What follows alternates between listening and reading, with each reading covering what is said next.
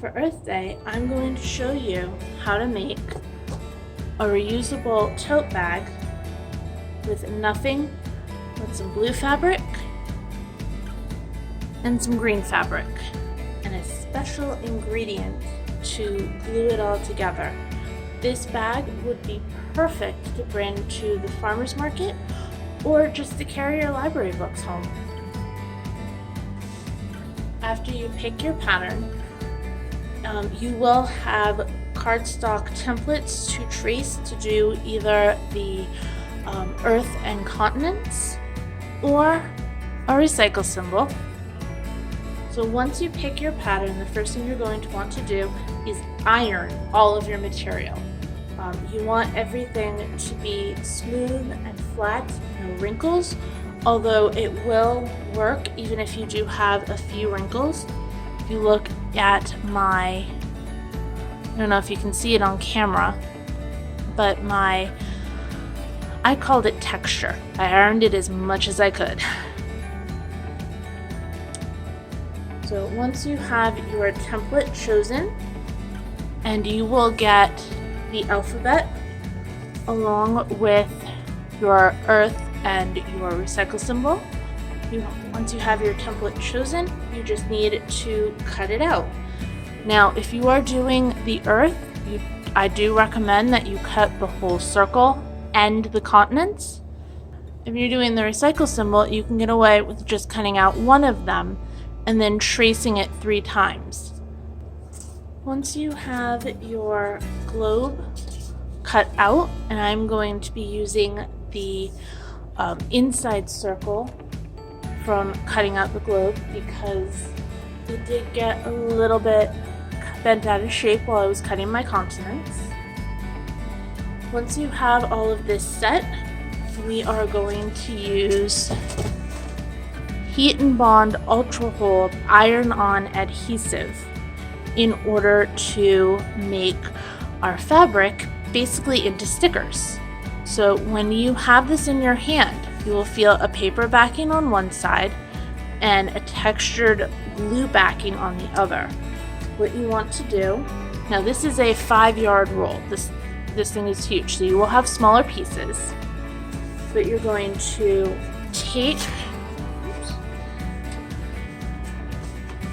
take your roll or your piece and lay your paper template face down on the paper backing. The reason you want your template face down on the paper backing is because when you go to iron it onto the bag itself, it will be flipped over. We are going to be ironing the textured side onto the back of the blue or green fabric and then flipping it over to iron onto the bag. So what I'm going to do is just take enough paper that I can fit both of my templates on here and just trace around them with pencil, pen, whatever you have. When you are tracing your images onto the paper backing of the iron-on adhesive, you want to make choices that will lead you to be a little bit more conservative. So you can place things in a way that won't necessarily be linear or be the way that you would imagine them being on the finished product. For instance, this is the phrase that I am going to be putting on the back side of my bag. Now, it may not look like it, but it actually says, Mother Earth, I'm with her. Especially if you read from the bottom, MOTHERIM, and then EARTHWITHHER, and there's the apostrophe that will go with the I'm. Now, I traced it onto the material in such a way that I could fit the most letters in the least amount of room. The reason there's such a big gap here is because there is a rip in the paper and I wanted to make sure that the rip in the paper did not interfere with the adhesion to the fabric.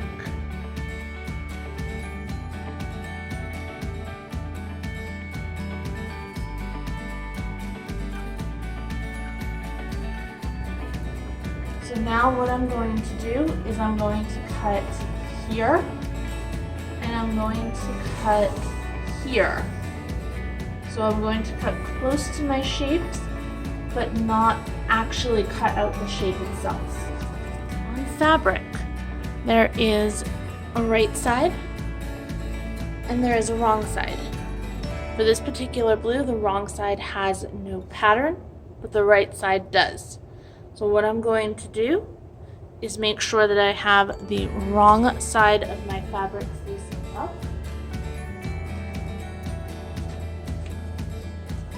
And I'm going to place my template over top. Now, there is a little bit of extra, that is fine. I'm just going to make sure that I'm a little wary right here and again up here so that I don't accidentally iron the glue onto my ironing board.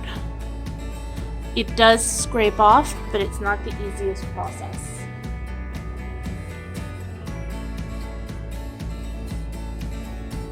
Now I'm setting my iron to a medium temperature. You can see here that I'm at 3 out of 6.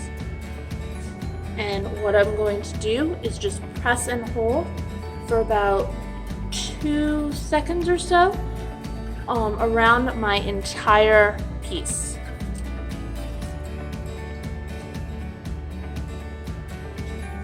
Then I move it, 1, 2, 1, 2, 1, 2, 1, 2, 1, 2, 1, 2, 1, 2. Just get that little corner.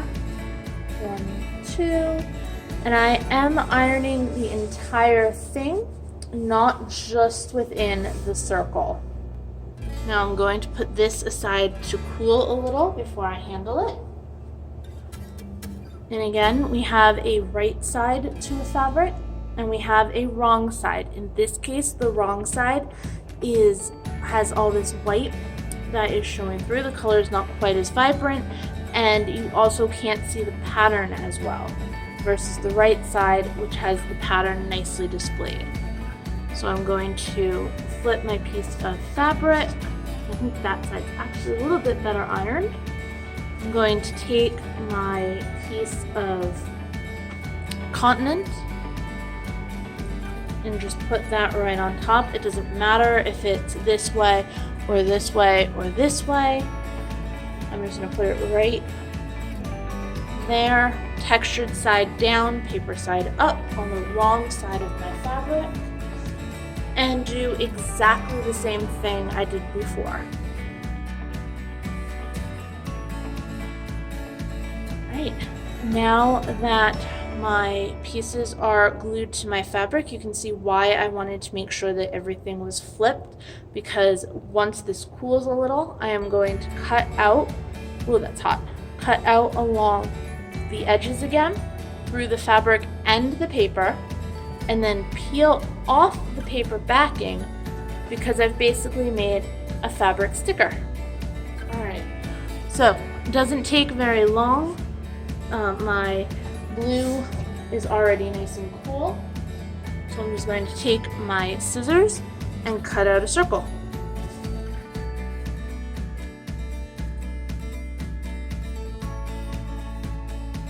Alright, so now I have what basically amounts to a giant sticker.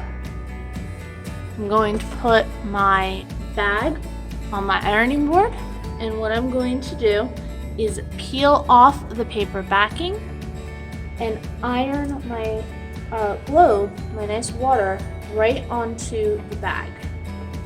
Now the templates that you will get will probably be a little bit smaller so that you have room to add lettering, or if you want, you can put all of your lettering on the other side of the bag, or even do an entirely different picture on the other side of the bag. Alright, so just wherever you can, grab an edge. This is where having any kind of fingernail comes in handy. And you can see mine aren't that long today. So I just grabbed an edge, peel off the backing. Now this is very smooth. If you do find that any of your piece is kind of textured like the raw paper from when you first traced on it before you ironed it on, stop peeling, cover it back up, and iron it a little bit more to make sure that it sticks. So I'm going to put this on, and then doing the same thing, only for a count of 8 to 16, we're gonna basically iron this on. So with my iron, it's more of a count of 16. So 1, 2, 3, 4, 5, 6, 7, 8, 9, 10, 11, 12, 13, 14, 15, 16.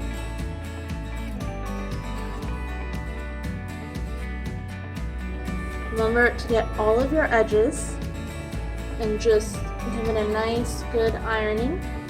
Once you have it ironed, you can give it a couple of tests. Just kind of poke your finger around it, and if any of the sides come up, then a little bit more ironing. I should say if any of the sides come up super easily. And the glue does take, like all glue, a little bit of time to set.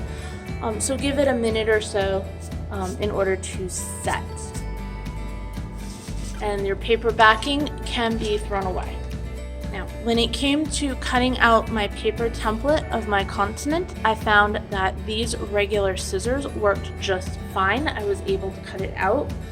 However, when making the fabric version, I switched to my ultra sharp craft scissors as instead of my everyday slightly beaten up paper scissors, and I found that worked a lot better with the fabric. So let that be a tip for you if you have fabric scissors or if you have sharp craft scissors. Those will help you when cutting out any intricate designs or patterns. Now, this is the reason that we had to make sure that we traced our template backwards, because if you recall, you can still see some of my pencil lines. This was the side that we traced on, and we basically made a giant sticker that we can flip over. So I'm going to do the exact same thing for this that I did for the other. I'm just gonna worry around the corners with my nails until I find a piece that I can pull, peel off my backing. And this is not tacky at all. So you can put it down and pick it up and move it wherever it needs to be until you iron it.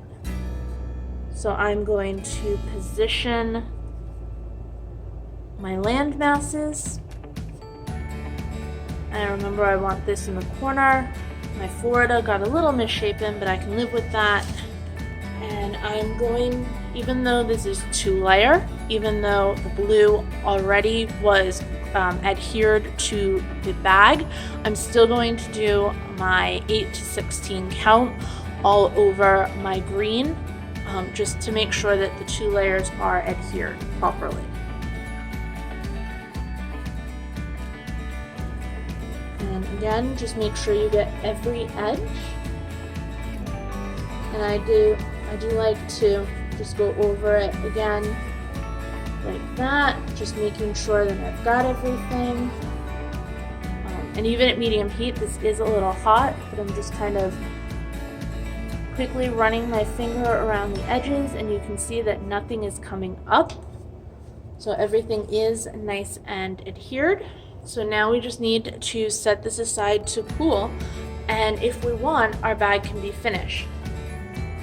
I highly recommend keeping all of the trimmings from around your edges that you cut out, because you can make little designs and other fun items with these little corners. In my sample piece, now this was made on a 14-inch square of white cotton. These bags are closer to 12 inches square. So you will probably not have enough room to put the entire saying on one side unless we do a slightly smaller globe.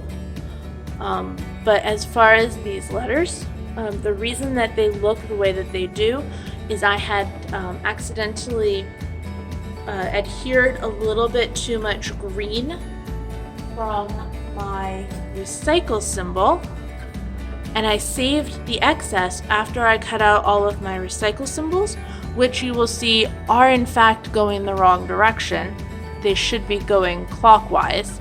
Again, another example of why you should always place your templates face down. I used the scraps from my green to print out, to hand draw the letters, making sure that they went backwards. You can see on the back of this bag, I have my globe on the other side. I decided to add some lettering. Now this was made using scrap fabric.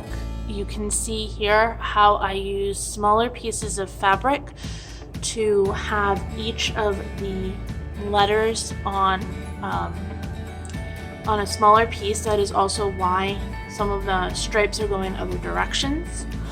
I also took the smaller edge pieces from my globe on the other side and used a shaped hole punch to get all of this heart and star confetti that I then just ironed on. If you do choose to go the route for the confetti, I used kind of cheap paper punches. So I would imagine that any scrapbook paper punch or anything else, anything like that would work fine. And I also did, you can see on this one, I did cut out the middle of my letters for the ones that do have middle parts. And I did that by bending the material in half and then cutting a little slit so I could get my scissor in to cut around the inside of the shape.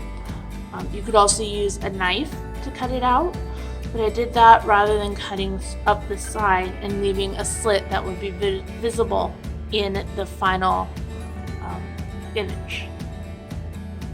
Your kit's going to come with the globe, the recycle symbol, and the alphabet. Please let that be a starting point for your imagination, and don't be limited to just these items. One of the things that could be really a lot of fun is to trace your own hand onto the paper as your template so that you can be holding the earth or even holding it from underneath. You could be holding it just the continents. You could be holding it with the actual blue water. Get your kids into it. Have everybody's handprint on it. Make birds, flowers, trees, anything your mind can come up with. Don't limit yourself to just the fabrics that are in your kit. You can get something called fat quarters at Walmart or any other craft or fabric store. The ones at Walmart are $1 a piece. The ones that I used in my sample piece are all fat quarters. So you can see here are some colors that I didn't use. They're just little packets. And you can get a lot of material, a lot of use out of the $1's worth of material. So you can see I didn't even use a quarter of it. And please take what you've learned from this craft to make yourself patches for your shirts, patches for your jackets, patches for your jeans, hats, bags, anything you can iron, you can design. Just remember that I think it will work best with 100% cotton.